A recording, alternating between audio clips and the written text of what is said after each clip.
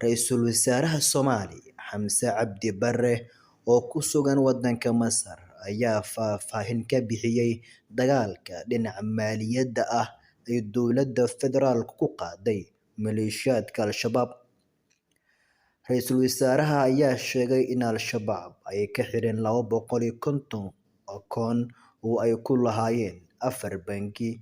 Wuxuu intaa ku daray inay sidoo kale ka xireen 70 nambar oo lacagaha loogu shubi jiray oo ay ku lahaayeen 2 shirkadood.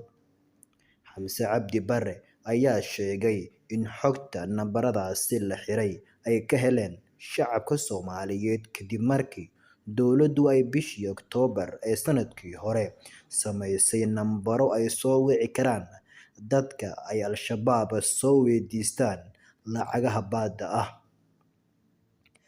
Ra'iisul Wasaaraha ayaa sheegay in la baarayo lacagaha ku jira akoonnada iyo nambarada la xiray. Wuxuu ammaanay wasaarado ay ka mid yihiin warfaafinta, maaliyadda, iyo isgaarsiinta oo uu sheegay in kaalintoodii ka qaateen dagaalka dhinaca maaliyadda ah ee ka dhanka ah ururka Al-Shabaab.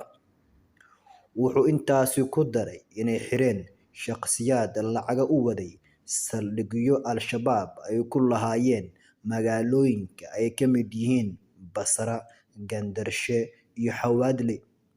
Qofkii la qabto isaga oo lacag u wada Al-Shabaab waa dambiile, wuxuuna la mid yahay iyaga, ayuu yiri Ra'iisul Wasaare Xamse Cabdi Barre. Ra'iisul Wasaaraha ayaa intaasi ku daray in dhaqaalaha Al-Shabaab uu hoos u dhacay isla markaana ay soo wajahday lacag la'aan ayna ku sugan yihiin wuxuu ugu yeeray duruuf aad u adag.